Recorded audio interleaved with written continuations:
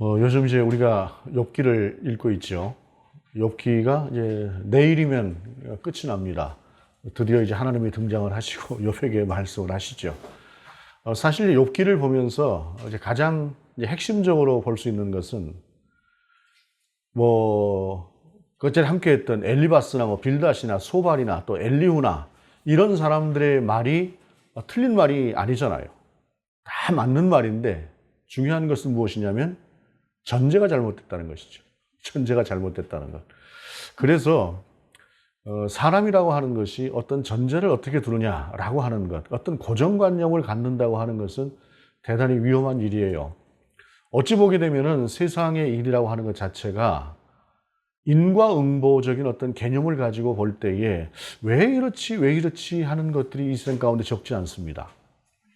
그런 의미에서 욥기는 그러한 세계관을 가지고 있는 세상 속에 그렇지 않은 경우도 있다. 그렇지 않은 경우도 있다라고 하는 것을 우리 가운데 설명하고자 하는 것이 욥기이기도 해요.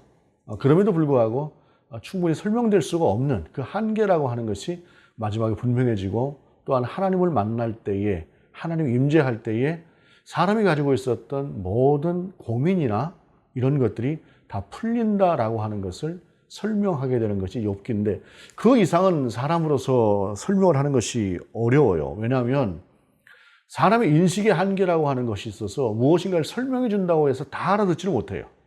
예를 들자면 저 같은 사람한테 매우 어려운 수학 공식을 이렇게 설명을 하면서 이렇게 해서 이렇게 됐다고 이야기를 하게 되면 그냥 멍할 뿐이지 못 알아듣습니다. 과학적인 것도 그래요. 과학적인 원리도 이렇게 됐다. 아는 사람은 그게 참 쉽겠죠. 그런데 저처럼 모르는 사람은 아무리 설명을 해줘도 모른단 말이죠. 이것이 우리가 하나님 앞에서 갖는 우리 인식의 한계 속에서 하나님을 이해하지 못하는 그러한 부분이다라고 할 수가 있어요. 고대에 있어 사람들이 오늘도 마찬가지지만 그러한 것들에 대해서 나름대로 지혜를 찾고 하나님의 뜻을 찾고 그 하나님 안에서 살고자 몸부림을 쳤던 기록이 좀 욥기라고 한다면, 잠언이라고 하는 거지. 다음 주에 우리가 잠언으로 바로 넘어가잖아요. 시편은 우리가 매일 하고 있으니까 잠언으로 넘어가게 되는데, 잠언도 역시 마찬가지예요. 그래서 욥기도 잠언도 전도서도 다 지혜문학, 지혜서에 들어가는 것이에요. 그래서 욥기가 지혜서입니다. 그렇게 이제 하나님을 알아가는 것이고 그 속에서 하나님의 지혜를 우리가 구해나가는 것이 또한 오늘 본문에 나오는 지혜다, 지혜서인 잠언이다라고 할 수가 있어요. 오늘 본문에 나오는 잠언 속에서는 지혜라고 하는 한 사람하고 그 의인화된 지혜하고 그 다음에 어리석은 여자하고 이렇게 둘이 같이 나와요.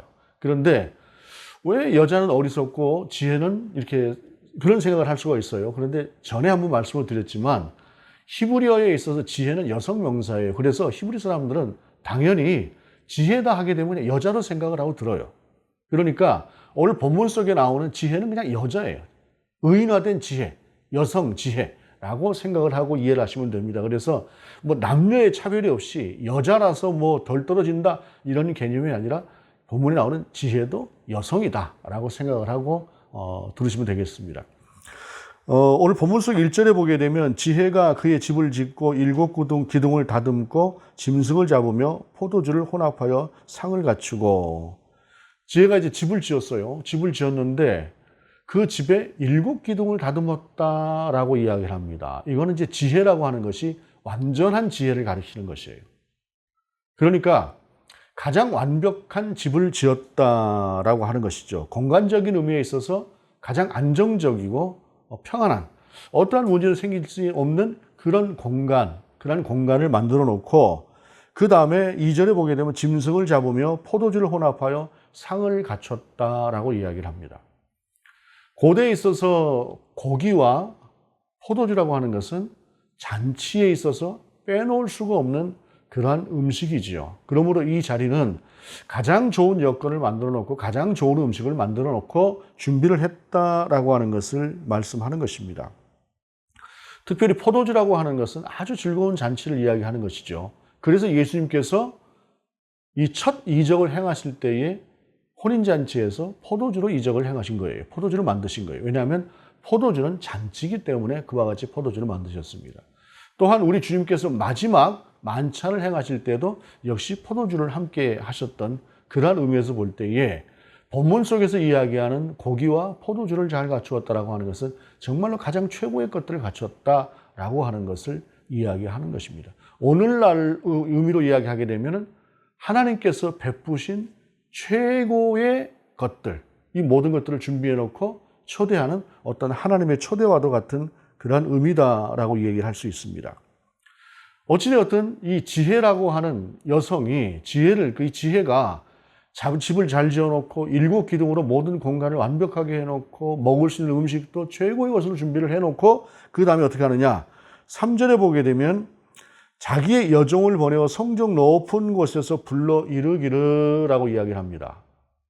그냥 조용하게 지나가는 사람을 붙드는 것이 아니라 성정 높은 곳에서 모두가 다 들을 수 있는 곳에서 초대를 한다라고 이야기를 해요. 아주 공개적으로 이야기를 하는 것입니다. 이 말씀을 볼 때 우리가 생각해 볼 수 있는 것은 지혜란 어떤 것인가 라고 하는 것이에요. 지혜는 특정되어 있는 누군가에게만 혜택으로 주어지는 것이 아니다라고 하는 것을 알 수가 있어요. 예를 들어서 지식의 경우에는 좀 다른 문제죠. 지식이라고 하는 것은 선생이 있어야 되고 또 거기에 대한 교재가 필요하고 특별한 가르침을 위해서는 내가 투자해야 될 것들, 물량적인 것들이 꽤 있을 수 있습니다. 그리고 한 단계 한 단계가 높아갈수록 투자해야 되는 것들이 더 많아지는 것이에요. 정신적으로도 시간적으로도 물리적으로도 많은 것들을 투자해야 되는 것이 지식이라고 한다면 지혜는 좀 다른 부분이에요. 얼마 전에 제가 깜짝 놀랐어요. 그래서 뭐냐면 강남 쪽의 학원에서는 초등학교 5학년, 6학년 되는 아이들에게 의대반을 만든대요. 그러니까 이제 얘네들은 대학 갈 때 의대를 가야 될 애들이기 때문에 앞으로 중학교 과정, 고등학교 과정이 있음에도 불구하고 초등학교 5학년, 6학년 때 미리 준비를 해서 걔들에게 선행학습을 시키고 아주 그냥 뭐 특히 수학 같은 것들을 최고로 훈련을 시켜서 아이들이 의대를 갈 수 있도록 미리 준비를 한다는 것이죠.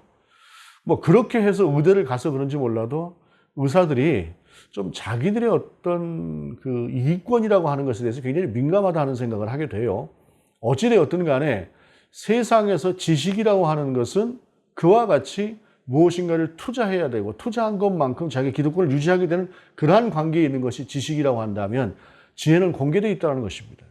누구나가 다 그 지혜를 받아들일 수 있는 것이 지혜다라는 것인데 중요한 것은 그 지혜가 초대하는 초대에 응한다, 응하지 않는다라고 하는 것이 필요하다라고 하는 것이죠. 그러면서 지혜가 이렇게 이야기를 합니다. 어리석은 자는 이리로 돌이키라 또 지혜 없는 자에게 이르기를 라고 말씀하고 있는데 어리석은 자, 지혜 없는 자를 부르고 있는 것이에요.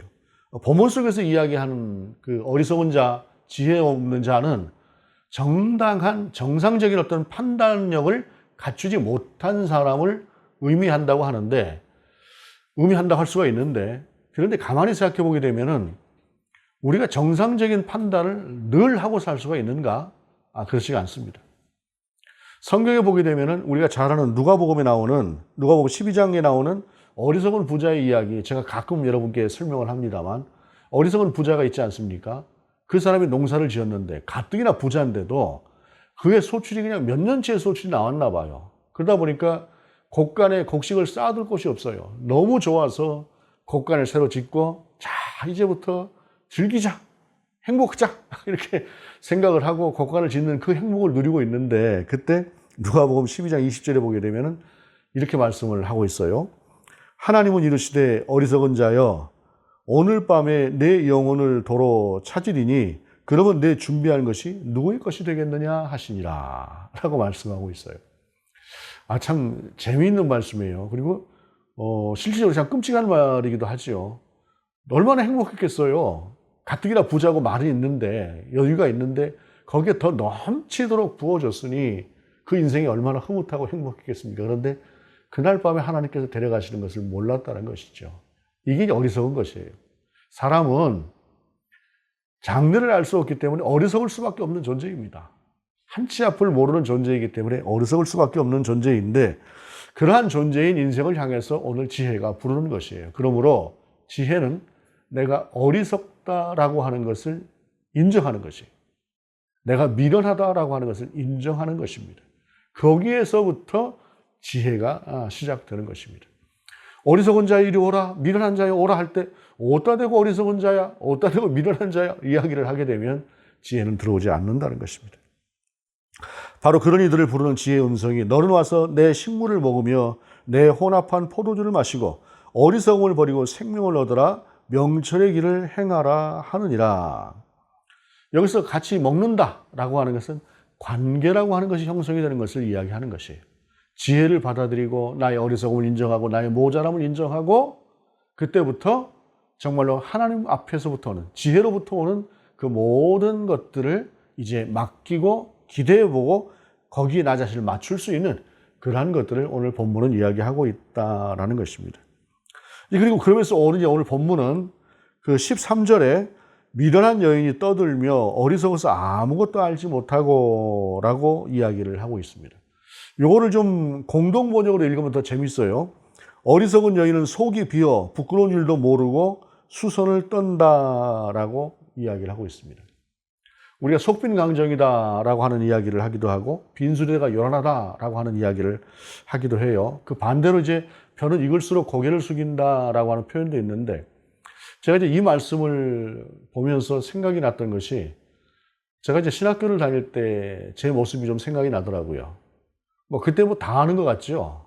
좀 어지간히 좀 시건방졌다라고 하는 그런 생각도 들면서 모르니까 그랬다라고 하는 생각이 들어요. 다 아는 것 같았던 그때 정작 아무것도 몰랐다라고 하는 생각이 듭니다. 그러니까 빈수레가 요란한 것 같은 오늘 본문 속에서 나오는 미련한 여인이 떠들며 어리석어서 아무것도 알지 못하고 라고 하는 것은 그냥 자기가 몇 개 쥐고 있는 것을 다인 것처럼 알고 있는 그런 것이에요. 미련하다라고 부르면 어디다 대고 미련하다 그래? 어리석은 자여 하게 되면 어디다 대고 어리석다 그래? 나는 똑똑한데 다 아는데 세상을 다 아는 것처럼. 왜 그럴까? 속이 비어있기 때문에 비어있는 그 몇 가지만 보고 다 그러는 줄 안다라고 하는 것이에요. 그러면서 14절에 자기 집문에 앉으며 성읍 높은 곳에 있는 자리에 앉아서 자기 길을 바로 가는 행인들을 부르며 그 다음에 부르는 소리가 똑같아요. 4절하고 16절이 똑같습니다. 어리석은 자는 이리로 돌이키라 또 지혜 없는 자에게 이르기를. 여러분 지혜에게만 모든 사람에게 열려있는 그런 공개된 부름이 아니라 어리석음도 모든 사람에게 공개되어져 있는 부름으로 오늘 본문은 우리 가운데 이야기하고 있다라고 하는 사실입니다. 그러면서 초대 와서 나누라고 하는 것이 달라요. 지혜는 집을 잘 지어놓고 고기와 포도주를 준비해서 불렀다고 한다면 오늘 본문은 17절에 보게 되면 도둑질한 물이 달고 몰래 먹는 떡이 맛이 있다 하는도다. 여기서 도둑질한 물, 몰래 먹는 떡이라고 하는 것이 어떤 것일까요? 우리 아까 찬양할 때 내게 강 같은 평화도 우리가 함께 했습니다만 예전에 벌써 이제 시간이 꽤 지났어요. 꽤 지난 그때에 반세기가 넘어간 때의 이야기니까 제가 이제 중고등부 다닐 때 교회에서 해마다 이맘때 정도 되고 나면 이제 수련회를 갔지요. 여름에 7월 말쯤에서 8월 초쯤에서 수련회를 갔는데 제가 중학교 2학년 때부터인가 수련회를 따라갔던 것 같아요. 근데 이제 그때 이제 수련회를 가서 보게 되면 밤에 잘 때 교실 같은 데서 이렇게 아니면 이제 교회 마룻바닥 같은 데서 함께 잠을 자지 않습니까? 그렇게 자다 보면은 형들이 이렇게 슬금슬금 빠져나가요. 누나도 따로 자니까, 여자도 따로 자니까. 그래가지고 이제 같이 따라가 보려고 하면 그냥 자. 하고 이제 못 나오게 한단 말이에요. 못 나오게 하는데 제가 이제 고등학교 1학년이 됐을 때에 껴주더라고요. 원래 이제 고등학교 2학년까지만 이제 2학년부터만 이제 그렇게 하는데 고등학교 1학년이 되고 나니까 그래도 저를 좀 인정을 해서 이제 저를 이제 같이 가자고 하는데 보니까 뭐냐면 라면 끓여 먹는 거예요. 밤에 이제 몰래 자기들끼리 몇 명 모여가지고 라면을 끓여 먹는데 여러분 세상에 그렇게 그 라면이 맛있을 수가 없어요.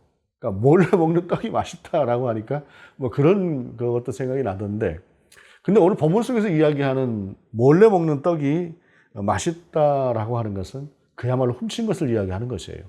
부정한 것. 그리고 도둑질한 물이 달다라고 하는 이야기는 사실은 이것은 이제 남의 여자를 취하는 것을 이야기하는 것입니다. 음란한 간음을 이야기하는 것이에요. 그러니까 이 말씀을 조금 우리가 적용해 보게 되면은 치명적인 유혹 같은 것을 이야기할 수가 있어요. 사람이 정상적인 삶을 사는 사람들이 정상적인 삶의 궤도를 이렇게 쭉 이어갈 때에 그것이 그냥 그렇게 사나 보다라고 하는데, 만에 하나 이와 같은 치명적인 유혹, 미련한 여인, 속이 빈 여인이 와서 이리 와라, 몰래 먹는 떡이 맛있다, 도둑질할 물이 맛있다 라고 하고 부르면서 유혹을 하게 될 때에, 그리고 그 유혹이 치명적일 때에, 이것은 뭐 이제 여자가 유혹하는 걸로 되어 있지만 남자도 마찬가지일 것입니다. 남자가 여자를 유혹하는 것도 마찬가지일 것이에요. 그냥 매력이 없는 그런 상태에서 유혹이라면 누가 그것을 유혹으로 생각을 하겠어요. 그런데 매력이 있을 때 그것이 유혹이 되는 것이죠. 그것이 공개적인 것이다라는 것입니다. 그런데 이렇게 그 유혹에 빠졌을 때 본문은 어떻게 이렇게 이야기하고 있냐면은 18절에 오직 그 어리석은 자는 죽은 자들이 거기 있는 것과 그의 객들이 수울 깊은 곳에 있는 것을 알지 못하느니라. 그러니까 그곳에 발을 디디는 것이 죽는 길이라고 하는 것을 알지 못하고 그 유혹에 빠지는 것이다 라고 하는 것을 이야기하는 것입니다. 태초에 하나님께서 천지를 창조하시면서 사람에게 모든 것들을 다 허락하셨습니다. 모든 과일들을 다 따먹어라. 그러나 동산 중앙에 있는 나무의 실과는 손을 대지 마라 라고 이야기를 했습니다. 어느 날 뱀이 찾아왔습니다. 뱀이 찾아와서 하나님께서 그걸 먹지 말라고 하시디? 라고 하면서 유혹을 합니다. 그 유혹이라고 하는 것이 얼마나 치명적이었으면 하와가 거기에 넘어가 버리지 않습니까? 그리고 그 유혹의 소리를 듣고 나는데 그것을 보니까 보암직도 했다, 먹음직도 했다 라고 이야기를 하고 있는 것이에요. 유혹이라고 하는 것은 바로 그런 것입니다. 그렇게 해서 하와가 그 동산 중앙에 있는 실과 선악과를 따먹은 순간에 어떻게 됩니까? 그의 인생이 망가져 버리지 않습니까? 함께했던 아담에게 그것을 주었을 때 아담도 그것을 함께했고, 그것으로 말미암아 그들은 그 하나님의 동산에서 쫓겨나는 아픈 그러한 결과를 맞이하게 된다는 것입니다. 바로 본문 속에 있는 지혜와 어리석음이라고 하는 것은 우리 모두에게 그와 같은 선택의 여지로 우리 가운데 주어져 있지만, 그러나 한편으로 어떤 사람은 그 지혜로움을 선택하게 되고 그 한편으로는 어리석음이라고 하는 부분을 선택하게 되는 것인데, 중요한 것이 무엇이냐면 C.S. 루이스가 한 말이에요. C.S. 루이스가 한 말이 뭐냐면 선도 악도 그것을 행했을 때 그것이 복리로 증가한다는 것이 복리로. 그러니까 선을 행했을 때 그 선은 내게 선을 행할 수 있는 동력을 주는 것이에요. 그래서 그 다음 선을 행할 수가 있는 것이에요. 더 큰 선을 행할 수도 있어요. 하나님께 나아가는 것도 마찬가지입니다. 하나님께 나아가는 기쁨을 맛본 사람은, 그리고 하나님을 만난 경험을 해본 사람은 그렇게 해서 하나님 앞에 더 나아가려고 해요. 힘들고 어려워도 더 하나님 앞에 나아가려고 하는 그러한 태도를 취합니다. 그러나 그렇지가 않은 사람은 약하게 쓰러지기도 하는 것이에요. 마치 돌짝밭에 떨어진 씨처럼. 악이라고 하는 것도 마찬가지입니다.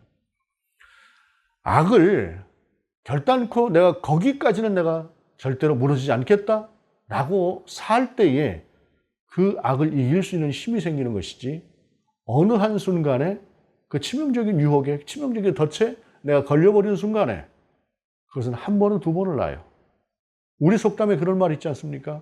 바늘도둑이 소도둑 된다라고 하는 말.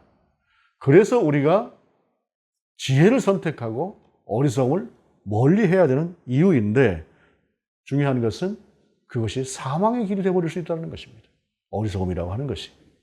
그러므로 오늘 본문 속에서 우리 가운데 주시는 두 초대, 그 두 초대는 우리 인생 가운데 늘 함께합니다. 지혜의 초대가 있고 어리석음의 초대가 있습니다. 둘이 부르는 소리도 똑같습니다.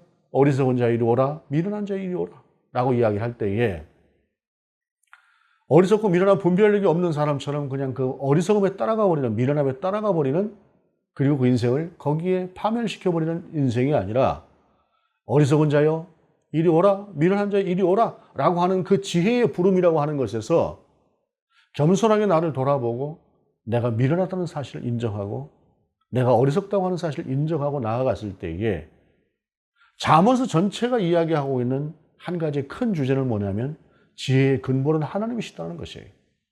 그 지혜의 근본이신 하나님 앞에 나아갈 때에 그 하나님께서 통치하시고 그 하나님께서 책임지시고 그 하나님께서 인도하시는 길을 가게 되는 것이에요.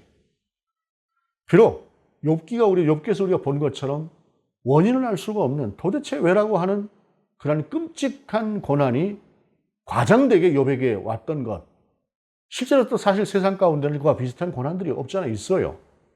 그러나 그 욥기의 그 마지막이 말해주는 것은 다 설명할 수 없지만 하나님을 만나는 순간에 그 모든 것이 해결되는 것처럼 우리의 인식의 한계로 인해서 우리가 결코 하나님을 다 이해할 수 없고 하나님이 알려주신다고 해도 그것을 다 이해할 수 없으나 그러나 그 지혜이신 하나님 앞에 우리가 나아갈 때에 우리는 비로소 온전한 지혜를 얻을 수 있고 우리의 미련함과 우리의 어리석음을 대신하신 하나님의 그 지혜가 우리를 이끌어 가실 것이다 라고 하는 사실입니다. 두 초대가 우리는 죽는 날까지 두 가지의 초대를 받게 될 것입니다. 어떤 경우에 보게 되면 정말로 평생을 잘 살아왔던 사람들이, 평생을 정말로 선한 길을 찾아왔던 사람들이 노년의 노역을 이기지 못하고 그 길에 빠지게 되고 그리고 그 길을 변호하고 그 길이 옳다고 우기는 그런 모습들도 세상 가운데 종종 보게 됩니다. 그것이 악이 갖는 치명성입니다. 죄악이 갖는 치명성입니다. 우리는 끝까지 하나님 앞에 우리를 맡겨드리며 하나님의 선하신 인도하심을 따라가는 그러한 지혜의 초대에 우리의 평생을 맡길 수 있는 저와 여러분 될 수 있기를 원합니다. 기도하시겠습니다.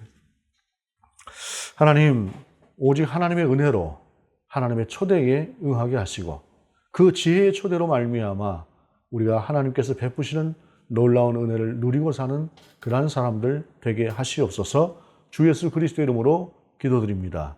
아멘.